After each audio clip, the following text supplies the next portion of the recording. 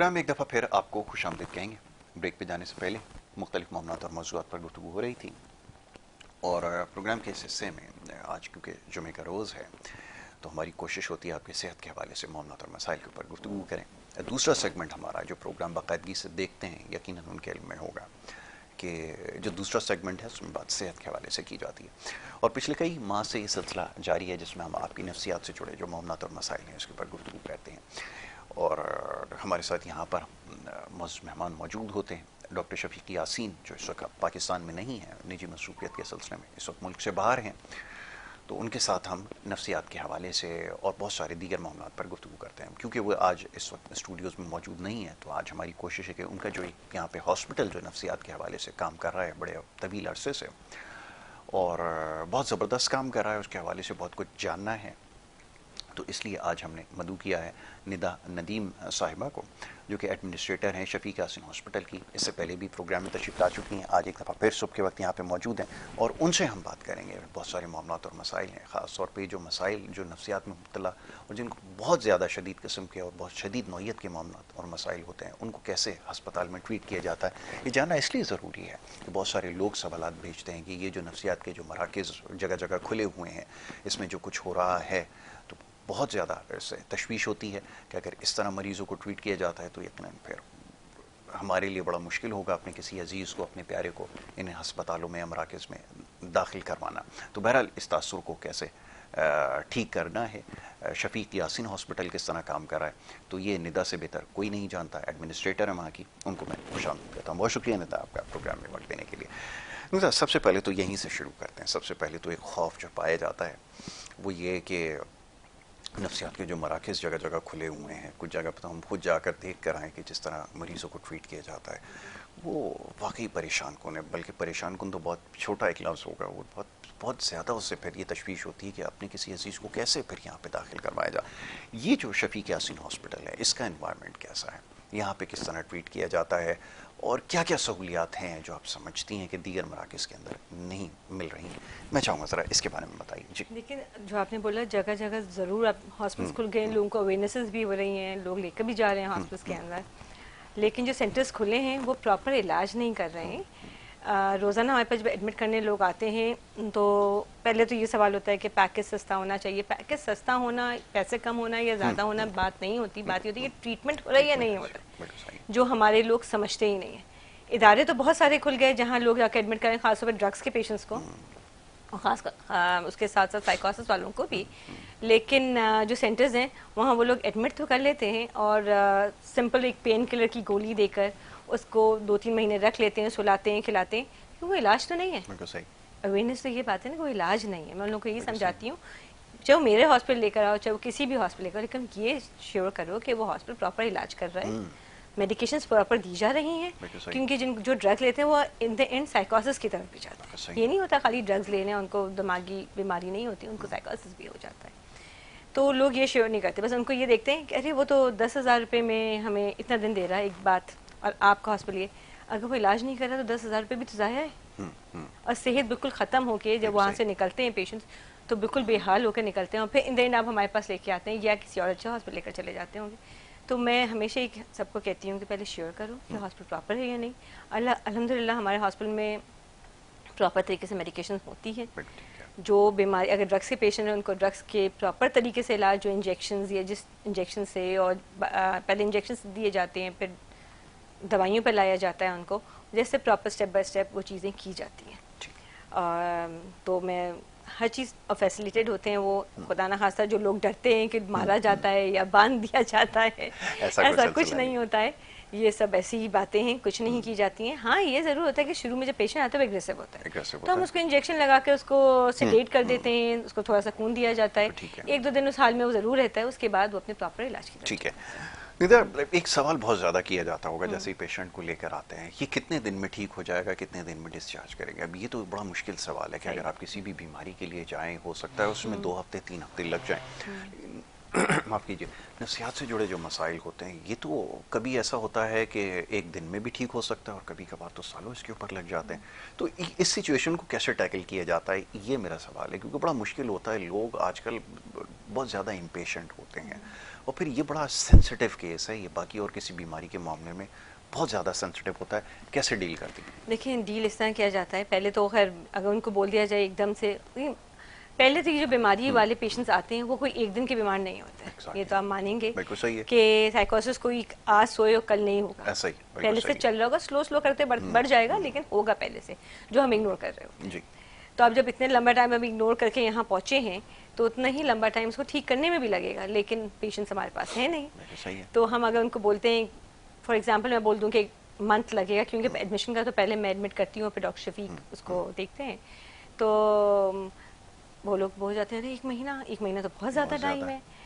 तो फिर ये करते हैं हम लोग उनको 15 डेज या 2 वीक्स पे 3 वीक्स पे लेके आते हैं, लेकिन साथ साथ हम ये कहते हैं कि भाई हम एडमिट तो इतने दिन के लिए कर रहे हैं, अगर इससे पहले ठीक हो गया तो आपका पेशेंट आप ले जाइएगा, और नहीं तो जो जितने दिन लगेंगे आप उतने दिन कीजिएगा। ठीक है। अच्छा, अब एक और बड़ा आम इशू होता है वो हाइजीन के हवाले से। हमारे जो निजी हॉस्पिटल्स होते हैं और वहाँ पर सबसे ज़्यादा जिस चीज़ का मसला हमें नज़र आता है, चाहे निजी हो सरकारी का तो खैर हम बात ही नहीं कर सकते, वहाँ तो निजी हॉस्पिटल में तो सफाई फिर भी नज़र आती है, कहना होगा ये। यहाँ पर क्या ख्याल रखा जाता है, क्योंकि अमूमन ऐसी जगहों पर इन चीज़ों का ख्याल नहीं रखा जाता, आप कैसे मेक श्योर करती हैं? जी नहीं, सफाई का तो ख्याल रखा जाता है, बिल्कुल नीट एंड क्लीन रहता है, एनवायरनमेंट अच्छी दी जाती है, क्योंकि ऐसी बात है हेल्दी एनवायरनमेंट देंगे तो हेल्दी होंगे। बिल्कुल सही है, सबसे ज़रूरी तो एनवायरनमेंट अच्छा हो, उनको अच्छी एक्सरसाइज कराएं, अच्छा खाना दें, सफाई सुथराई रखें, तो फिर जाके उनको एक अच्छे एनवायरनमेंट में थोड़ा बेहतरी आएगी। बिल्कुल ठीक है। अगर उनको किसी गंदे माहौल में रखेंगे तो वो फिर ख़राब ही होंगे, बीमारी बढ़ेगी, कम नहीं होगी। तो एनवायरनमेंट तो बेहतर करना पड़ता है, नीट एंड क्लीन रहता है हर चीज़, क्योंकि रोज़ाना सुबह राउंड लेती हूँ, नीट एंड क्लीन देखा जाता है, ये चीज़ मॉनिटर होती है हमारे हॉस्पिटल में, कैमरास लगे हुए हैं, हम वैसे भी अगर कहीं भी है, मेरे मोबाइल में एक्सेस है, मैं देख रही होती हूँ, खुदा ना बिल्कुल ठीक है, सर्विलेंस हो रही होती है 24/7। सबसे ज़्यादा ज़रूरी है कि ये देखा जाए कि पेशेंट को जो कंडीशन क्या है। बिल्कुल ठीक है। डॉक्टर्स की टीम कितने लोग हैं और कौन कौन स्पेशलिस्ट हैं? डॉक्टर शफीक यासीन हमारे मेन कंसल्टेंट थे, उसके बाद हमारे पास 2-3 डॉक्टर्स और भी, डॉक्टर जवार हैं, समीता हैं, और कमाल हैं, डॉक्टर कमाल हैं, और इसी तरह ये तो साइकेट्रिस्ट पे लेवल पे आ गए, फिर साइकोलॉजिस्ट भी हैं, क्योंकि जहाँ साइकेट्रिस्ट की ज़रूरत है वहाँ साइकोलॉजिस्ट की भी ज़रूरत है। अच्छा, लोग इसमें फ़र्क ज़्यादा भी जानते नहीं जानते, लोगों को हमें समझाना पड़ता है, हमें बताना पड़ता है, साइकेट्रिस्ट दवाई देगा, साइकोलॉजिस्ट बोल के इलाज करेगा, तो उनको ये फ़र्क नहीं होता, पता नहीं होता, उनको नाम से भी डिफ्रेंशिएट नहीं कर रहे होते, बिल्कुल सही बात है, उनको समझाना पड़ता है, क्योंकि इसमें फ़र्क है जी। हाँ, इनमें दोनों चीज़ों की ज़रूरत पड़ती है उन पेशेंट्स को, क्योंकि जहाँ दवाई की ज़रूरत है वहाँ साइकोलॉजिस्ट की भी ज़रूरत। बिल्कुल ठीक है, दोनों की ज़रूरत होती है, और ट्रीटमेंट का एक तरीकाकार होता है, और ये भी याद रखिए कि फ़ौरन से मामला ठीक नहीं होता है और बाज़ औक़ात हो भी जाते हैं, लेकिन इसमें सब में ज़्यादा ज़रूरी जो चीज़ होती है वो ये कि आपको तहम्मुल मिजाजी के साथ जो है वो काम लेना होता है, और क्योंकि बहुत सारे केस स्टडी होते होंगे, निदा बहुत सारे केसेस आते होंगे, कभी ऐसा भी होता होगा यकीनन कि बहुत जल्दी रिस्पॉन्ड करता है पेशेंट, या बहुत जल्दी रिकवरी भी हो जाती है, और कभी कभार वक्त भी लग जाता होगा, कैसे कैसे अभी तक चीज़ें? अभी हमारे पास परसों ही एक केस आया था, रात में इमरजेंसी थी, इमरजेंसी में आया, उसको डॉक्टर शफीक ने 7 डेज़ का बोला, लेकिन अल्हम्दुलिल्लाह नेक्स्ट डे मेजर फ़र्क देता, और हो सकता है अभी मैं आज हॉस्पिटल जाऊँ तो मुझे और फ़र्क उसमें नजर आए, और हम 7 दिन के बजाय 3 या 4 दिन में ही उसको डिस्चार्ज भी करें। बहुत अगर डेफिनेटली वो बेहतर हो जाएगा तो फिर हम कोई वो नहीं है, वजह नहीं है उसको, और फिर दवाइयाँ तो खैर फ़ौरन ख़त्म नहीं की जाती हैं इनकी, ये तो दवाइयाँ थोड़ी लंबी चलती हैं, फिर दवाइयों पे डिस्चार्ज कर देते हैं, फिर फॉलोअप होता रहता है, आइए आप फॉलोअप करवाइए और खाते रहें दवाई अपनी। बिल्कुल ठीक है। और जो ये फ्रीक्वेंटली जो क्वेश्चंस आते हैं ना, जिनको हम फैक्ट्स कहते हैं, उसमें ये होता है कि अच्छा ख़वातीन बहुत ज़्यादा हेजिटेंट होती हैं, अब वहाँ माशाल्लाह आप हैं, आपकी टीम में और ख़वातीन डॉक्टर्स भी हैं, लोग फिर ये भी चाहते हैं, और ख़वातीन ख़ास तौर पे, कि फिर उनका नाम कम से कम जो है वो सामने ना आए, इसको कैसे मेक श्योर किया जाता है? क्योंकि अभी एक बड़ी अनफॉर्चुनेट है पाकिस्तान में, बल्कि दुनिया में अभी भी बहुत सारी जगहों पर यह है कि लोग जाते हैं, घबराते हैं कि अगर किसी को खुदा ना करे पता चल जाए तो डॉक्टर साहब प्लीज़ बताइए ना, किसी को ये ना करें, उसको कैसे मेक श्योर करते हैं, ये ज़रा बताएं। मेक श्योर ये है कि हम किसी की भी चीज़ें आइडेंटिटी रिवील नहीं करते, किसी को नहीं देते, और जब हम उनको एडमिट भी कर रहे होते हैं तो हम पहले ही बता देते हैं, एक तो मेल वार्ड, फीमेल वार्ड में तो जब भी एक अटेंडेंट साथ होता है, मेल वार्ड में हमारे पास अटेंडेंट कोई भी हम साथ नहीं रखते, क्योंकि नफ्सियात के पेशेंट्स के साथ या ड्रग्स भी पेशेंट दोनों ही को ले लें एक साथ, तो उनके साथ ये होता है कि हम वो अपने घर वालों को ही सबसे पहले तो दुश्मन समझ रहे होते हैं। तो घर वालों से उनको पहले थोड़ा सा अलग किया जाए, ट्रीट करा जाए, उनको थोड़ा समझ आ जाए, थेरेपी वगैरह हो जाए, दवाइयाँ हो जाए, तो फिर फैमिली से मिलने देते हैं। तो हम जब फॉर्म भरते हैं तो हम उनसे बता देते हैं कि देखिए सब लोग मिल नहीं सकते, आप में से जो जैसे फादर हैं, ब्रदर हैं, जो भी जिनके क्लोज वो हैं, सिर्फ वही आएंगे, इसके अलावा मैं किसी को नहीं देखने दूंगी, मिलने नहीं दूंगी। तो इस तरह ये होता है। और जो लेडीज़ एडमिट होती हैं उनके साथ जो अटेंडेंट रुकता है वही रुका हुआ होता है। तो फिर ऐसा नहीं है कि कोई भी आए मेरे हॉस्पिटल में वो पूछ रहे किसी के बारे में कि फला नाम का पेशेंट एडमिट है, तो हम किसी को कुछ नहीं बताते, क्योंकि ये नॉर्मल हॉस्पिटल तो नहीं है ना, यहाँ सब इन सारी चीज़ों का ख्याल रखना ज़रूरी है। बिल्कुल ठीक है जी, ये बड़ा ज़रूरी है। और हॉस्पिटल के अंदर क्या कुछ और होता है, क्योंकि हम ख्याल पता है क्या होता है, डॉक्टर साहब से भी मेरी इसके ऊपर बड़ी तफसील से गुफ्तगू हुई है कि मैंने कहा कि एक सेशन होना चाहिए अवेयरनेस के ऊपर। उमूमन होता ही है कि जब भी ड्रामास में और इस तरह दिखाया जाता है ना, तो ये दिखाया जाता है कि वो डायरेक्ट उसको एसीटी की तरफ ले जाते हैं, उसको शॉक ट्रीटमेंट देते हैं या इस तरह की कोई रेडिकल ट्रीटमेंट देते हैं, तो लोग बहुत ज़्यादा घबरा जाते हैं। आज भी जो सवाल आते हैं ना, उसमें सबसे ज़्यादा क्वेश्चन यही होते हैं कि क्या ये वाक़तन ऐसा होता है कि पहले हॉस्पिटल में जाके शॉक ट्रीटमेंट से स्टार्ट करते हैं, जो फर्स्ट लाइन ऑफ थेरेपी है वो ये है कि उसमें ईसीटी की उस तरफ लेके जाए। ये ज़रा मैं चाहूँगा ज़रा क्लियर हो जाना चाहिए। हमारे हॉस्पिटल में तो इसकी है ही नहीं, सिस्टम ही नहीं है। डॉक्टर शफीक यासीन ने भी आपको बताया होगा कि हमारे पास ये सिस्टम ही हमने नहीं रखा, क्योंकि लोग इतना डर के आते हैं। पहला सवाल भी अब सही कह रहे हैं, पहला सवाल ये होता है आप ऐसा, वो तो बोलते हैं झटके तो नहीं देंगे, झटके तो नहीं देंगे, वेरी राइट। हाँ, झटके तो नहीं देंगे, लेकिन ऐसा कुछ नहीं होता, कोई झटका वटका नहीं देंगे, यानी ये नहीं होता, ईसीजी नहीं दी जाती है। हमारे थेरेपी नहीं है हमारे हॉस्पिटल में, ये हम मेडिसिन से ही ट्रीट करते हैं, इंजेक्शन लगा लेते हैं, ड्रिप्स होती हैं, तो डॉक्टर शफीक माशाल्लाह इनसे अच्छा ट्रीट कर लेते हैं। तो ये चीज़ नहीं, क्योंकि ये रिजल्ट जितना जल्दी देता है उतना उसका साइड इफेक्ट भी जल्दी आता है, तो फिर हमें चीज़ पे नहीं जाता है। भाई हर पेशेंट के लिए नहीं है, ना ही इस ट्रीटमेंट को जो प्रोसीजर है ये करने के लिए एक एक्सपर्ट की ज़रूरत होती है जिसने ये प्रोसीजर सीखा हो। डॉक्टर शफीक यासीन तो के एक ट्रेंड प्रोफेशनल हैं, एक्सपर्ट हैं, लेकिन उसके बावजूद उन्होंने कभी ये प्रैक्टिस यहाँ पर नहीं की है। तो इस चीज़ का आप ख्याल रखें। और इसके लिए एक और चीज़ भी आप थोड़ी सी यहाँ पे अभी मेदा भी बता देंगी, ये जो मशीन होती है ना वो इतनी इजीली अवेलेबल नहीं है हर जगह। पाकिस्तान में शायद वो मशीन ना हो, और अगर वो नहीं है तो मुमकिन ही नहीं है कि आपको बैटरी के ज़रिए शॉक दिया जाए, ऐसा नहीं होता। तो ये बताने का मकसद ही यही है कि इस हॉस्पिटल में बिल्कुल नॉर्मल जिस तरह हॉस्पिटल होता है उस तरह आपको ट्रीटमेंट दी जाती है, बल्कि इससे ज़्यादा आपको लुक आफ्टर किया जाता है और तमाम चीज़ों का ख्याल रखा जाता है। अच्छा जी, अब ये कि एक तो फाइनेंशियली लोग बहुत ज़्यादा डिस्टर्ब हो गए। डॉक्टर साहब भी कुछ बता रहे थे, कुछ रक्षा चलाने वाले और इस तरह के लोग आते हैं, फिर बच्चों का साथ होता है, बड़ा मुश्किल हो जाता है। आप खुद खातून होने की हैसियत से बहुत दफ़ा तो एक होता है कि आप मोल्ड हो जाते हैं बहुत दफ़ा, लेकिन डॉक्टर्स को और एडमिनिस्ट्रेटर्स को तो बहुत स्ट्रिक्ट रहने की ज़रूरत होती है। ये सिचुएशन कैसे हैंडल करती है? चलिए थोड़ा सा अपने बारे में बताइए। सिचुएशन हैंडल करना टाइम्स तो वाकई बड़ा मुश्किल हो जाता है, क्योंकि बेचारे उन पेशेंट्स को क्या बोलूँ, वो तो खुद बेचारों को समझ नहीं होती है, मैं ये कहूँगी, लेकिन उनके साथ जो अटेंडेंट आते हैं उनको भी समझ नहीं होती, वो नहीं समझते। लेकिन हाँ, मुश्किल टाइम हो जाता है। जैसे अभी मेरे पास एक पेशेंट आया है, यंग लड़का, जिस पर मैं उसके बाद सोचती हूँ कि आप लोग इतने अच्छे प्रोग्राम्स करते हैं, एक पेरेंटल अवेयरनेस प्रोग्राम ज़रूर रखें, इसलिए कि मुझे वहाँ उस बच्चे को देखकर ये एहसास हुआ कि हम लोग पेरेंट्स तो बन जाते हैं लेकिन हमारे पास अवेयरनेस नहीं। वो पेरेंट आए, उनका छोटा बेटा साथ था, एक शायद भाई थे या कौन था मुझे नहीं पता, भाई थे मेरे ख्याल से उनके लिए, चचा बच्चे का। तो वो इतने परेशान, कह रहे हैं मेरा बेटा इतना जीनियस है कि बगैर पढ़े वो 90% लाता है, माशाल्लाह। 9th का एग्ज़ाम दिया बगैर पढ़े, और ऐसा वो यूनिवर्सिटी में उसकी फर्स्ट सेकंड थर्ड पोजीशन में वो रहता है माशाल्लाह। अब यूनिवर्सिटी में पढ़ रहा है, और अब यूनिवर्सिटी नहीं किया था, यूनिवर्सिटी के फर्स्ट ईयर में ही, सही मैं ये नहीं आपको बता सकती, उसको कहीं आईटी की जॉब मिल गई थी, और उसमें वो विद इन अ मंथ बहुत top of the most position पहुंच गया। बहुत इंटेलिजेंट, लेकिन गुस्से का बहुत तेज।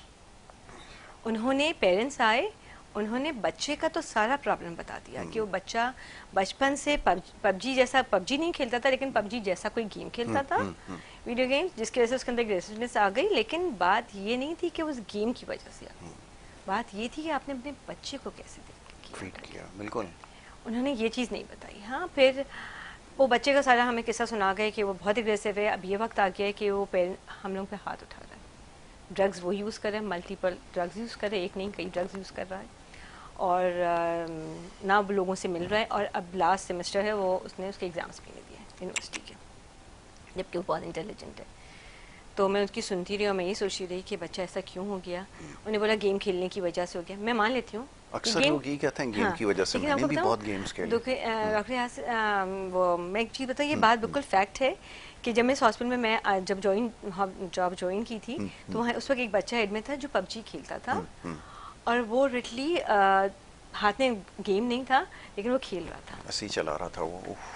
यानी होल डे में उसको देखती थी, ऑक्यूपाइड था उसका माइंड, इतना ज़्यादा वो। ये गेम्स रियली थोड़ा रिस्ट्रिक्ट करना चाहिए, पेरेंट्स को देखना चाहिए, हर चीज़ का टाइम होता है, टाइम होता है, एग्जैक्टली। अच्छा खैर, उस बच्चे का मैं आपको बताई थी कि उस बच्चे ने गेम बहुत खेला है, उसके वजह से उस पेरेंट्स ने कहा कि वो एग्रेसिव बहुत हो गया है, और ये ऐसे ऐसे होते होते इस लेवल पर पहुंच गया। इस लेवल पे एक दिन में नहीं पहुंचा होगा, सालों लग गए होंगे। उन सालों में आपने क्या किया पेरेंट्स ने, कहाँ थे पेरेंट्स? ये है सवाल। मैंने उनसे ही सवाल किया, कहाँ थे पहले, क्यों नहीं आया बच्चा? उस पर भी कह रहे हैं कि ड्रग्स तो शायद हल्की लेता हो, हाँ, हल्की लेता हो, ड्रग्स है, हल्की भारी क्या चीज़ है, हाँ? हल्की लेता हो, गुस्सा बहुत है। आप ये नहीं बता रहे कि मैं भी बहुत गुस्सेवर हूँ, मैं अपने बच्चे की बात ही नहीं सुनता हूँ, मैं हर बात पे कहता हूँ I am always be right. ऐसा ही है। तो ज्यादातर केसेस में यही होता है कि पेरेंट्स समझते हैं कि हम जो कह रहे हैं वो बिल्कुल सही है। अब ऐसी बात नहीं है, देखिए बच्चों को अवेयरनेसेस हैं, हम लोगों को, हमसे पहले जो हमारे जो पेरेंट्स थे उनके अब्बा लोग अगर ये कहते थे कि आज दिन नहीं रात है तो मान लेते थे दिन नहीं रात है, लेकिन अब हमारे बच्चे स्मार्ट भी हो गए हैं, सारे टेक्नोलॉजी की वजह से हमसे ज्यादा जानते हैं, हमें ये बात नहीं समझ में आ रही। आप मुझे बताएं, एक छोटे 1 साल के 1.5-2 साल के बच्चे को भी आप मोबाइल पकड़ाते हैं, वो कैसे आप सिखाते नहीं है? बिल्कुल सही बात है, वो खुद चलाता है मोबाइल, और मेरे ख्याल से मुझसे ज्यादा अच्छा वो चला सकता है। ये बात भी बिल्कुल सही है कि वो बच्चे जो इस्तेमाल कर रहे हैं, मैं उनको देखता हूँ, हमसे ज्यादा चीजों के बारे में जानते हैं वो। लेकिन उन्होंने एक तरफ की स्टोरी मुझे सुना के वो चले गए। वो स्टोरीज ऐसे डॉक्टर शफीक को भी, फिर ये बात कि वो अपने पेशेंट, उनका बेटा घर पे था, हमारी स्क्वाड टीम जाती है, बहुत दफ़ा पेशेंट्स खुद नहीं आते तो स्क्वाड टीम जाती है, उनको लेकर आती है। स्क्वाड टीम गई, उनको लेकर आई, पेशेंट भी इतना एग्रेसिव आ गया। डॉक्टर शफीक से उसने बातें की, डॉक्टर शफीक को एक अलग स्टोरी सुनाई, फादर की एक अलग स्टोरी थी। जाहिर सी बात है फादर अपना तो ड्रॉबैक नहीं बता रहे थे ना कि मैं कहाँ गलत हूँ। सही। तो उसके बाद मैंने ये रियलाइज़ किया यासिर कि पेरेंटल थेरेपी और कोई प्रोग्राम इन पे बहुत ज़रूरी होना। बिल्कुल सही है। हम लोगों को बिल्कुल अवेयरनेस नहीं है। पेरेंट बनना थोड़ी कोई बड़ी बात है, वो तो बन ही जाते हैं। बच्चों को कैसे लेकर चलेंगे? अब इतना फास्ट ज़माना आ रहा है, हम लोग पीछे वाला ज़माना नहीं है, टेक्नोलॉजीज़ का ज़माना है। अच्छा, ये बड़ा अजीब सी बात है कि पहले ज़्यादा पुरानी बात तो नहीं है, लेकिन ये कि पेरेंट्स बच्चों को अपने सामने रखते थे, वो इधर उधर कहीं जाता था तो अपनी नज़र में रखते थे, जो भी काम करते थे उनके सामने करते थे। आजकल वो उस कोने में मोबाइल लेकर बैठा हुआ है, वो उस कोने में बैठा हुआ है, आप घर के अंदर जाएं 10 लोग मौजूद होंगे लेकिन कोई आवाज़ नहीं है, वो सब अपने अपने मोबाइल के अंदर लगे हुए, एयरबड लगे हुए और मोबाइल को देख रहे हैं। तो जब ये माहौल हमने खुद पैदा किया है तो फिर उसके तो कॉन्सिक्वेंसेस हमें फेस करने पड़ेंगे। ये है, अब इस चीज़ को हम नहीं रियलाइज़ कर पा रहे क्योंकि टेक्नोलॉजी शिफ्ट इतनी तेज़ी से आया कि पिछले 10 सालों के अंदर टेक्नोलॉजी कहाँ चली गई। बच्चों के लिए अब सब कुछ, सारी सोच मोबाइल फ़ोन ही है, बल्कि हम खुद इस हद तक एक उसका शिकार हो चुके हैं। आप यकीन करें, अभी मैं प्रोग्राम के स्टार्ट में ये बता रहा था कि गर्मी हमेशा से ही होती है कराची में, लेकिन मैं अपनी मिसाल दूं कि मैं किसी काम से जा रहा था, बस वो मैं चेंज करते करते मैंने कहा ज़रा टेम्परेचर देख लेता हूँ, तो सामने ही आ जाता है वो टेम्परेचर। मैंने देखा है तो वो उसके ऊपर 37 लिखा हुआ था। आप यकीन करें कि वहीं दिमाग ने काम करना छोड़ दिया कि यार 37 टेम्परेचर में बाहर कौन जाएगा, गाड़ी में जाऊँगा, गर्मी होगी, वहाँ उतरूँगा। फिर मैंने सोचा क्या इतना ज़रूरी काम है? अब गर्मी की वजह से वो जो काम था वो खुद ब खुद एक तरफ हो गया। तो ये भी टेक्नोलॉजी की वजह से हुआ कि हम बार बार उसको देख रहे हैं हमारे एक्सेस में, और मैं सोच रहा था कि अगर ऐसा नहीं होता तो यकीन करें कि शायद मैं अपना काम करके आ भी जाता और मुझे पता भी नहीं चलता। तो ये भी एक बड़ा चक्कर है। तो तवज्जो सबसे ज़्यादा ज़रूरी है, क्योंकि ये बताने का मकसद ये है, जैसे अभी निदा बता रही थी, ये एक नहीं बहुत सारे केसेस, निदा कितने ऐसे केसेस हैं, और बच्चों में आजकल ज़्यादा केसेस नजर आ रहे हैं। अब मेरे लिए ज़्यादा जो परेशान कुन बात है कि बच्चे इसका ज़्यादा शिकार हैं। अब आप बताइए। मैं खुद देखें, ओल्ड एज केसेस आते हैं ना तो दिल खराब ज़रूर होता है, लेकिन ठीक है, एक एज के साथ बहुत सारी चीज़ें और बीमारी आती है, ये भी बीमारी आती है, कोई बात नहीं है। लेकिन जो यंग जनरेशन जब जिस दिन आती है मेरे हॉस्पिटल में एडमिट कर रही हूँ, उस दिन मैं पूरे दिन घर जाके भी अपने बच्चों को भी बता रही होती हूँ, क्योंकि मेरे बच्चे भी छोटे हैं, उसी एज के हैं जिन एज के मैं बच्चों को एडमिट कर रही होती हूँ, मेरा बेटा भी इसी एज का है। तो मैं पूरे वक्त जब उनको एडमिट करती हूँ तो दिमाग मेरा मेरे अपने बेटे पे लगा हुआ होता है कि कहीं वो इन सब चीज़ों में तो इन्वॉल्व बहुत नहीं हो अच्छी गया। बात है निदा, ये बड़ा इंपॉर्टेंट पॉइंट है, इस पे ज़रा और गुफ्तगू करते हैं। कि हमारे रेगुलर कॉलर हैं याहिया साहब, जो कि बहुत ज़बरदस्त इनपुट देते हैं और उनको हम वेलकम करते हैं। ज़रा उनकी बात सुनेंगे याहिया की और उसके बाद गुफ्तगू। थैंक यू याहिया, बहुत शुक्रिया ज्वाइन करने के लिए। वालेकुम अस्सलाम की अस्सलाम डॉक्टर साहब को वालेकुम। बहुत सलाम हो। आज मुझे चेहरा बदला हुआ नजर आया, जाहिर है जी डॉक्टर जी साहब जी, नहीं है तो इनकी डॉक्टर जगह साहब ये ज़रा आएंगे। मुल्क से बाहर गए हुए हैं, तो अच्छा, निदा तो को आज इनका हमने भी बुलाया हुआ है। उन्हीं जी के हॉस्पिटल से ताल्लुक है ना मेरा? जी जी, बिल्कुल बिल्कुल, शफीक यासीन हॉस्पिटल से। चलिए, पहले तो इनको बहुत सलाम हो। और देखें यासिर, बात ये है कि अभी आपने एक बात सुनी थी ना, मैं सुबह हम लोग ये डिस्कस कर रहे थे कि हमने देखें इंसान की नफ्सियात है ना, जो इंसान की नफ्सियात और कुछ चीजें होती है ना, ब्लेसिंग इन डिस्गाइज होती है, जो आपको नहीं पता होती है ना, वो आपके लिए ब्लेसिंग बन जाती है। बिल्कुल। लेकिन जब आप अवेयर हो जाते हैं ना, तो आप इतने कॉन्शियस हो जाते हैं कि आपको सर पे वो सवार हो जाती थी। यही हमारे माशरे का स्टॉक है। मैं अभी डिस्कस कर रहा था घर में भी, मेरा सवाल भी सही है कि देखिए गर्मी तो है, एवरीबडी नोज, हम इस गर्मी में भी खेलते भी थे, बाहर भी जाते थे, सब कुछ करते थे। और जिनके पास अफोर्डेबल नहीं होता था वो एसी नहीं लगाते थे। बड़े बड़े लोग घर में एसी नहीं होता था, गर्मी पहले भी पड़ती थी। लेकिन अब सूरत हाल ये हो गई कि हमने एक चीज अपने सर पे ये कर ली है कि हम अब हो ना हो हमें एक आपने यूज टू बना लिया। बिल्कुल सही। अब आप जाए, आप अगर मैं अपने घर की बात बताऊं, या फिर पिछली मैं आपको शायद जिक्र से पहले किया था कि एसी मेरे घर में है, लेकिन जाहिर बात है वो एक एसी मखसूस टाइम पे चलता है। तो मैंने इस दफा ये किया क्योंकि बहुत ज्यादा अफोर्डेबल नहीं रहा, तो मैंने कहा भाई इस दफा आप एसी मिनिमम यूज करो, नहीं यूज करो, क्योंकि आप जब नहीं भर सकते बिल्कुल तो सही। खाना पीना तो है नहीं कि इसके बगैर हम मर जाएंगे। एग्जैक्टली। तो हमारी जो साइकिल जो ऐसी हो गई ना कि हम लोग किसी चीज को अब बर्दाश्त करने, अब इतने सेंसिटिव हो चुके हैं, हमने बच्चों को इतना पैम्पर कर दिया है, उनको सख्त चीजों के लिए आदी नहीं बनाया, तो वो इस साइकिल में वो हमेशा डिस्टर्ब हो जाते हैं। मेरा सवाल डॉक्टर से कि डॉक्टर बात है कि जाहिर गर्मी है, बाहर निकल रहे हैं, मैं अब अगर मेरा गाड़ी के बिजनेस से मैं बाहर जाता हूँ, वर्कशॉप से जाता हूँ, तो बेचारे बच्चे गर्मी में काम कर रहे हैं, गाड़ी के नीचे लेटे हुए होते हैं, वो मैं उनको देखता हूँ तो मुझे तसल्ली मिलती है, यार हम तो फिर भी बहुत बेहतर है। बिल्कुल। और फिर रोड पे जब आप निकलते हैं तो आप लड़ाई झगड़े, गर्मी में एक दूसरे को मारा पीटी, और एकदम नर्व, आप घर पे आते तो बीवी बच्चे पर चढ़ाई करते थे। तो ये हाउ टू, ये जो गर्मी है, ये जो चीजें हैं, एक तो चीजें आप देखिए ठंडा पानी पीजिए, सब कुछ किया, लेकिन अपने नर्व्स को कैसे कंट्रोल करें, क्योंकि आपके नर्व जब खराब होते हैं तो आपका ब्लड प्रेशर भी हाई होता है, आपकी होती है, आपको स्ट्रोक भी चांस होता है। तो ये जो आज की साइकिल, आप लोगों को ये जरा समझाएं कि आप how to control your nerve. और भाई गर्मी है तो ये एक्सेप्ट करना पड़ेगा, गर्मी है, उसी तरह आपने जिंदगी गुजारनी, बस यही मेरा सवाल है। Thank you so much. Thank you, बहुत शुक्रिया। आपने यही एक बड़े इंपॉर्टेंट पॉइंट की तरफ जो है वो निशानदेही की है। वेल, ये ज़रूरी है, अभी ज़रा इसके ऊपर बात करते हैं। बड़ी दिलचस्प मामला है ये, वाक़तन ऐसा है कि जो कुछ इस वक्त हो रहा है ये नफ्सियात से जुड़ा क्योंकि मामला इंसान की, और गर्मी का उसके ऊपर बड़ा गहरा असर है। बहरहाल इसकी तरफ हमें आना है। ज़रा निदा, हम बात कर रहे थे अभी कुछ देर पहले, जैसे आपने बताया तवज्जो का एक बड़ा है, इम्पोर्टेंट एलिमेंट है जो मिसिंग है, और हमें अब यही सोचने पे मजबूर हैं कि आखिर ये हो क्या रहा है। तो आप बच्चों का बता रही थी कि किस तेज़ी से इजाफा हो रहा है। जी, बच्चों का ये ड्रग्स में तो खैर आपको भी पता है आजकल ड्रग्स बहुत आम हो चुके हैं, उसमें तो जो हो रहा है इजाफा वो भी इसी वजह से हो रहा है ना कि पेरेंट्स टाइम नहीं दे रहे। मैं कहती हूँ अगर आप पेरेंट्स पूरे दिन नहीं टाइम दें, सही है, आजकल दोनों पेरेंट्स, पहले तो ये होता है कि फादर काम करते थे, मदर घर पे होती थी, चले आजकल तो दोनों ही लोग काम करें, मैं ये भी मान लेती हूँ बात, लेकिन शाम में 1-2 घंटा भी अगर अपने बच्चों को आप लेकर बैठें तो आप कुछ ना कुछ तो बात उसमें से निकाल ही लेंगे ना। और बच्चों को इतना अटैच कर लें कि जब तक वो आपको अपनी बात ना बना लें, बता लें, जब वो तक सुकून ना आए। लेकिन अब वही बात जो आप बोलेंगे, सब कोनों में लेकर लोग मोबाइल्स बैठे रहते हैं, ये सबके घर का हाल है। मैं कहूँगी मेरे शायद, हम लोग भी जब लाउंज में बैठे होते हैं तो मेरे हस्बैंड खुद भी डॉक्टर हैं, वो भी रिलैक्स कैसे करते हैं इंसान मोबाइल पे, बिल्कुल ऐसा ही। तो हम, मैं कहती हूँ वो भी सब बैठ गए, हम सभी, बेटा मेरा बैठा होगा और हम लोग साथ बैठे होंगे, हम कहे अब कोई मोबाइल बिल्कुल सही, बातें, बिल्कुल सही है, बिल्कुल सही, और हम बातें करते हैं। और मुझे अल्हम्दुलिल्लाह मैंने अपने बेटे को तो इतनी आदत डाल दी है बात करने की कि जब तक वो मुझे अपनी पूरी दिन की स्टोरी ना सुना दे तो वो उसको सुकून नहीं मिलता। बहुत अच्छी बात है। और यहाँ से यहाँ तक हाल है कि वो खुद भी काम करता है माशाल्लाह। तो वो अगर ऐसा हो जाए 1-2 दिन हम लोगों की मुलाकात इतनी लंबी नहीं हो पा रही है समहाउ किसी भी रीज़न से, तो वो हॉस्पिटल मेरे पास आ जाता है कि मम्मा मैंने आपसे बातें नहीं की, बहुत अच्छी बात है ये तो मैं ये कहती हूँ टाइम देने से होता है। अच्छा टाइम दिया आपने, ट्रेन किया उसको। मैं सब पेरेंट्स को बोलती हूँ, हो सकता है मुझमें भी बहुत गलतियाँ, इसीलिए कहती हूँ कि पेरेंट्स को अवेयरनेस प्रोग्राम्स बहुत नीड है, क्योंकि नहीं है अभी पेरेंटिंग की तरफ आते हैं, ये बड़ा इंपॉर्टेंट इशू है, ज़रा इसको डिस्कस करना है। नेता से बड़ी अच्छी गुफ्तगू हो रही है, तो इस सिलसिले को जारी रखते हैं। एक ब्रेक के लिए कहा जा रहा है, एक छोटी सी ब्रेक है, ब्रेक के बाद वापस आते हैं। आप देखते रहिए हमारा प्रोग्राम।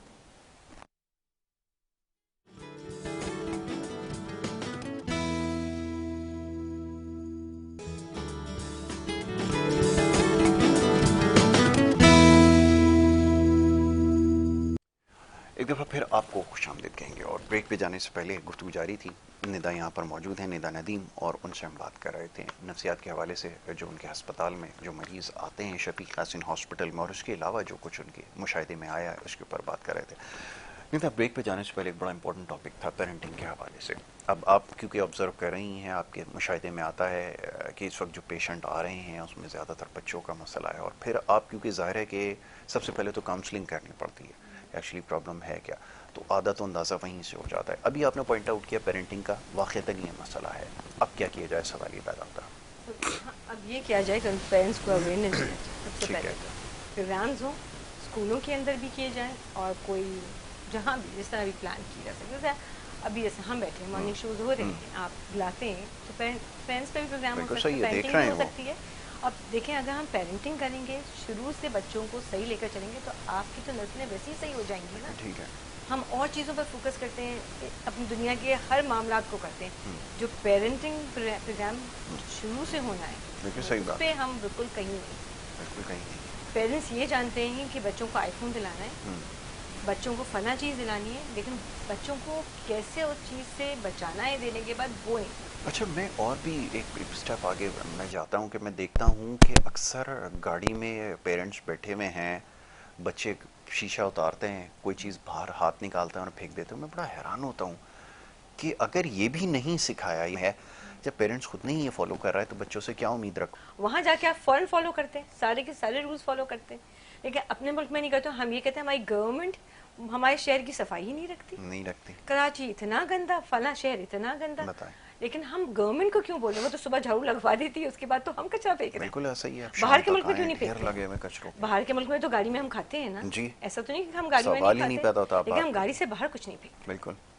तो वही बात आ गई ना, बस हम अपने मुल्क को भी बेहतर नहीं कर रहे हैं। हम जब अपने घर को बेहतर करना नहीं चाहे तो मुल्क को कैसे बेहतर करेंगे? जब हम अपने बच्चों से अपना घर बेहतर करेंगे, अपना मुल्क पे बात आएगी। जब अपने बच्चों को ही नहीं बेहतर करना चाह रहे हैं, हम उनको सिखाना नहीं चाह रहे हैं, हम उनको बड़ी चीज़ें तो बताते हैं कि अरे भाई इससे हमारा स्टेटस शो होता है, बड़ी गाड़ियाँ तो हम उनको देंगे, स्कूल छोड़ने के लिए हमारा गाड़ी ड्राइवर जाएगा ताकि हम पता चलेगा हम किस स्टेटस लेवल पे बैठे हुए, कोई फर्क नहीं पड़ता। आप रिक्शे से उतर जाइए, लेकिन तमीज़ से सीखिए। बिल्कुल सही है। पहले हम लोगों के दौर में कितनी गाड़ियाँ लोगों के पास होती, बताइए कितनी होती थी? हर घर में एक गाड़ी भी हो जाए तो बड़ी बात होती थी। अब तो हर घर में 2-3 गाड़ियां भी तो कोई बड़ी बात नहीं है। कोई बड़ी बात नहीं है, कोई बड़ी बात नहीं है। 2 से 3 गाड़ियां, बिल्कुल तो कोई बड़ी बात नहीं, लेकिन तमीज़ नहीं है। हम लोग के टाइम में हम अपने पेरेंट्स को कभी, हमारी अम्मी अब्बा ये कहते थे कि ये चीज़ उठा लो, तो हम कभी ये नहीं कहते अब भी नहीं उठाएंगे। मुझे तो याद नहीं आता। बिल्कुल ऐसा ही हम कह भी सकते थे, मेरी अम्मी बहुत स्ट्रिक्ट थी। तो अरे अभी आप कहिए, बच्चे कहेंगे अच्छा 2 मिनट रुक जाए, मोबाइल पे गेम खेल रहे हैं या हम फला काम कर रहे हैं, हम जरा कर लें। सुन लें, ये भी बड़ी बात है, वरना तो आप यकीन करें कि अब तो कानों में वो लगे हुए हैं। मैं तो खुद कभी कभार इतना होता हूँ, मैं लोगों को देखता हूँ, आप कभी उनसे कोई बात करके देखें, कान में ईयरबड लगे हुए अपनी धुन में चले जा रहे हैं वापस, सुनना ही गवारा नहीं करेंगे। जो उनको आवाज़ आ ही नहीं रही है आपकी, क्या वो करेंगे? और हमने खुद उनको प्रमोट किया कि हाँ ठीक है, सही चीज़ें तो हम दिला के दे रहे हैं ना। देखिए बच्चे तो नहीं ले रहे। बिल्कुल सही बात है। अभी थोड़े दिन पहले एक पेशेंट बच्चे का ही था केस, कानों में ईयरबड्स लगे हुए, जब बोल रहे हैं, मोबाइल हाथ में, ड्रग्स का केस था, लेकर आए। मैंने तो पहले ये कहा, मैंने कहने के लिए नहीं, मैं ज़्यादा पैसा नहीं देता हूँ तो ये ज़्यादा ड्रग्स यूज़ नहीं कर सकता। मैंने पहले जो मोबाइल हो कानों में, मैंने ऐसे ही बोला, लेटेस्ट आईफोन था हाथ में, तो लेटेस्ट आईफोन के लेने के लिए भी तो लाखों रुपए चाहिए। लाखों रुपए के फोन है, मैं ये भी हैरान होता हूँ। तो आपने ये दे दिया, आप कह रहे हैं आप ज्यादा नहीं देते, ज्यादा नहीं देंगे उसमें आईफोन बेच कर लेगा जाके। कि मैंने 5-5 लाख रुपए के सेलफोन बच्चों को इस्तेमाल करते हुए देखा है। मैं हैरान रह जाता हूँ कि ये कौन से वेरिएंट्स हैं जो इस हद तक चले गए हैं कि बच्चों को और हम वक्त से पहले उनको इतनी चीजें दे देंगे, मुझे पता है वो मेहनत क्यों करेंगे। बिल्कुल ऐसा ही है, नहीं करेंगे। जैसे मुझे एक अपने मुल्क में कहना चाहिए या नहीं कहना चाहिए मुझे नहीं पता, एक चीज़ मुझे बहुत लगती है, जैसे आप देखें चीपा, सैलानी जितने भी हमारे ये हैं, जगह जगह दस्तरखान लगता है। क्यों? बहुत बड़ा प्रॉब्लम बन गया है हमारे। सबको मेहनत करने से आपने छुड़ा दिया, सब फारिग हो गए आप, सब फारिग। दोपहर में खाना उन्हें मिलेगा, रात का खाना उन्हें मिलेगा, सुबह का नाश्ता उनको मिलेगा। बिल्कुल ऐसा ही है। बकरे की बिरयानी भी मिलेगी, बेहतरीन खाना मिलेगा, मैं और आप पकाते हुए 100 दफा सोचेंगे। एग्जैक्टली, हम मिडिल क्लास जो वहाँ जाके नहीं बैठ सकती, वो सब्जी और दाल खा रही है, ये सोच के हमारी इज्जत खराब है। बिल्कुल ऐसा ही लेकिन आपने वो चीजें तो उन जो अवाम नीचे वाली अवाम है उसके लिए तो आसानी कर दी ना, तो मेन्यू लगा दिए गए कि ये खाना मिलेगा, तो आप बताइए तो मैं हमेशा कहती हूँ ये क्यों कर दिया। होता हूँ डॉक्टर साहब बताते हैं कि वो आ जाते हैं हॉस्पिटल तक, मैंने कहा ये तो हमारे यहाँ अभी तक पढ़े लिखे लोग नहीं कर पा रहे कि हॉस्पिटल तक ले आए, समझाना बड़ा मुश्किल होता होगा, लेकिन आप आ रहे हैं तो ये तो बड़ी अच्छी बात है कि आपके पास वैसे भी आ रहे हैं, बिल्कुल आ रहे हैं। अब वो बोलते हैं कि पहले हम गए थे आलिम के पास, फलाना बाबा इधर के उधर पास घूमते घुमाते बेचारे पहुंचते हैं, पर वो लोग वो कहते हैं, उन्हें बोला हमारा केस नहीं है, फिर वो नफ्सियात के अस्पताल आ जाते हैं कि नफ्सियाती केस, वहां से होकर फिर यहाँ तक आते हैं और फिर इलाज हो जाता है तो सही भी हो जाते हैं। ऐसे तो कितने केसेस आए होंगे, कई केसेस के जो ऐसे केसेस भी आए जो कि आवाजें बदल के बात करते थे, तो लोग कहते थे इनमें जिन आ जाता है। अच्छा डॉक्टर साहब मुझे कहने लगे हॉस्पिटल में बहुत सारे कई केसेस पे कहा कि नहीं डॉक्टर साहब इसमें वाकईतन कोई वो है, वो भी ठीक हुआ जी। हाँ एक बच्चा था बिल्कुल लिटरली, उस पर तो मैं भी एक टाइम कई महीने हो गए थे कि हो गया कुछ ना कुछ चक्कर है। डॉक्टर शफीक मुझे तो लगता है शायद सच्ची में इस पर कोई ना कोई असर है, बिल्कुल सही, क्यों ऐसा है। डॉक्टर शफीक उसमें भी कहते हैं निदान देखो टाइम लगेगा, 3 महीने के बाद इसका रिजल्ट आ जाएगा, दिनों में नहीं आएगा, दिनों में मत ढूंढना, दिनों में नहीं आएगा। और यही हुआ, अब माशाल्लाह भीतर फॉलोअप के लिए आता है वो बच्चा, और ना पहले हर 10 दिन एडमिट होता था, 1 हफ्ता घर पे गुजारता था, वापस हॉस्पिटल आता था, फिर वापस ऐसा हो जाता था। लेकिन अब अल्हम्दुलिल्लाह अल्हम्दुलिल्लाह। लेकिन ये इसमें ज़रूरी है कि देखें सबसे पहले कि ये तसलसल जो है ना ये बरकरार रखने की ज़रूरत होती है। होता अमूमन ये है कि 10 दिन 12 दिन 14 दिन के बाद ही होता है कि जी ये तो ठीक नहीं हो रहा, हम वापस ले जाते हैं। अब वो 10 दिन की मेहनत आपकी एक तरफ, फिर वापस जाकर जब वो आता है चक्कर लगा के तो फिर उसी स्टेट पे खड़ा होता है, जीरो पे खड़े होते हैं। ये सिचुएशन हैंडल करना तो बहुत मुश्किल होता होगा।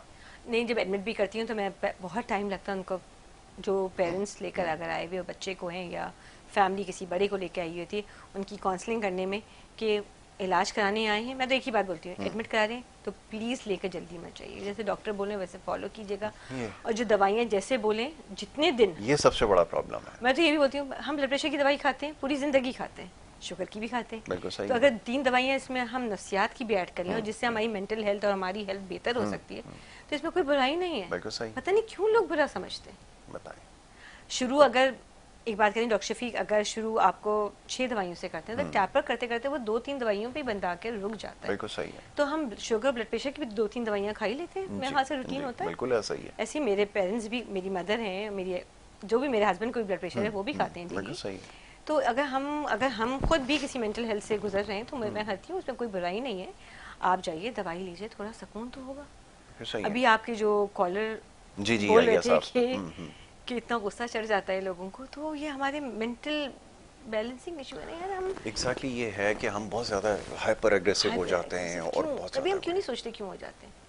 अगर किसी दवाई से हम ब्लड प्रेशर कंट्रोल कर सकते हैं तो ये दवाई इससे ये भी कंट्रोल कर सकते हैं। बिल्कुल ये बात सही है कि ये प्रॉब्लम तो है यही ने जैसे अभी कुछ देर पहले बात की थी कि वो गर्मी की वजह से और फिर हर शख्स एक दूसरे पे चढ़ दौड़ता है, वो वजह यही कि इतना ज़्यादा पैनिक है और हम खुद पैनिक हो जाते हैं, तो फिर वो और सिचुएशन वर्स्ट हो जाती है। तो ये मैसेज भी यहाँ पर देना ज़रूरी है कि खुदारा गर्मी यकीनन है, इसको थोड़ा सा बर्दाश्त कर लें, और इससे पहले भी पड़ती रही है, हम उसको फेस करते रहे हैं, क्योंकि यहाँ पे ख़ास तौर पे जो मैदानी इलाके जिनको हम बार बार दोहराते हैं, सिंध में और पंजाब के मुख्तलिफ इलाके हैं, सूरत हाल हमेशा से गर्मी की ऐसी रही है, कोई नई बात नहीं है, लेकिन बहुत ज़्यादा खौफदारी अब लोगों पे शायद हो चुका है। बार बार ख़बरों में ये सुन रहे हैं कि पता नहीं क्या हो जाएगा, हीट स्ट्रोक हो जाएगा, फलाना। ऐसा नहीं है, खुदा ना करे, कोई ऐसी बात नहीं है। आप इसको हैंडल ज़रूर करें, एहतियात के बारे में बार बार बताया जा रहा है, उसके ऊपर आप करने के काम है वो करें। पानी का इस्तेमाल वगैरह अगर मैसर हो तो ज़रूर करें, और अगर इस तरह की चीज़ें होंगी तो यकीनन फिर बेहतर हो जाएगा। खुदा का शुक्र है, आगे आने वाले वक्त में मौसम बेहतरी की तरफ जाएगा। जी, अब निदा वक्त ख़त्म हो गया, बड़ा इंपॉर्टेंट टॉपिक था ये, ख़ास तौर पर पेरेंटिंग के हवाले से। आखिरी जुमला मैं चाहूँगा ज़रा इसके हवाले से और कह दीजिए कि एक मैसेज जो होता है ना ख़ास तौर पर पेरेंट्स के लिए, वो क्या आज होना चाहिए? वैसे तो सारी गुफ्तगू में एक मैसेज था, मैसेज एक आखिर में क्या देना? मैसेज सबसे मेन ये है कि प्लीज़ अपने बच्चों को टाइम दें। टाइम बहुत ज़रूरी है। आप और चीज़ों में हम लोग जो रोज़ाना अपनी ज़िंदगी को आगे बढ़ाने के में लगे हुए, बेसिक ये है कि आपने बच्चों को टाइम दें, आपकी ज़िंदगी खुद बहुत अच्छी हो जाएगी। और फ्यूचर बच्चों का अच्छा हो जाएगा। जब फ्यूचर अच्छा होगा तो सब कुछ अच्छा होगा। वो टाइम देने से ही टाइम मुमकिन देने से होगा और किसी चीज़ से नहीं होगा, टाइम देने से होगा। और जब टाइम देंगे तो बच्चों की अच्छाई और बुराई दोनों आपको खुद पता चलेगी। चाहे वो ड्रग्स के पहलू में चले जाएं लेकर, या उनकी पढ़ाई ख़राब हो रही है, या कोई मेंटल इश्यूज़ भी हैं। देखिए ज़रूरी नहीं कि ड्रग्स ही इशू है, मेंटल इश्यूज़ भी हैं। Exactly. तो वो भी आपको टाइम देने से ही पता चलेगा। और टाइम ज़्यादातर देना केसेस ज़रूरी में है, यही प्लीज़ टाइम है मेरे दीजिए। ख्याल में। आपने बिल्कुल सही कहा, ये बिल्कुल इंपॉर्टेंट मैसेज है कि टाइम एक्चुअली है क्या, ये टाइम यही है। अगर आपके साथ बैठे भी होंगे तो बहुत सारी चीज़ों से बचे हुए होंगे। सब में ज़्यादा ज़रूरी है क्योंकि इनके पास सबसे ज़्यादा जो केसेस आते हैं ना, जिसके बारे में भी बात हुई है, उसमें वजह यही होती है कि उसका जो नशे की तरफ रुझान उसकी तरफ बढ़ता जा रहा है। उसकी वजह ये है कि हमारी तरफ अगर तवज्जो उसको नहीं मिलेगी तो फिर वो दूसरी जगहों से जाकर वो ज़रूर अपना टाइम सर्व करेगा। नीना नदीम, बहुत शुक्रिया आपका, thank you so very much कि आपने प्रोग्राम में वक्त दिया। बहुत ही इंपॉर्टेंट टॉपिक के ऊपर गुफ्तगू हुई, खासतौर पर शफीक यासीन हॉस्पिटल के हवाले से हमने बड़ी तफसील से गुफ्तगू की। एड्रेस आपके सामने चलता रहा, नंबर्स भी हम चलाते रहे। इसके ऊपर अगर आप रब्ता करना चाहें ज़रूर रब्ता कीजिए और इंशाल्लाह डिस्कशन हमारी आगे भी चलती रहेगी। नफ्सियात से जुड़े मामलात और मसाइल पर इंशाल्लाह ये बात होती रहेगी। अब चूँकि प्रोग्राम का वक्त यहाँ पे ख़त्म हुआ चाहता है, इजाज़त हमें आपसे लेनी होगी। अगले प्रोग्राम में इंशाल्लाह मुलाकात होगी। मोहम्मद यासिर और हमारी टीम को इजाज़त दीजिए। अल्लाह।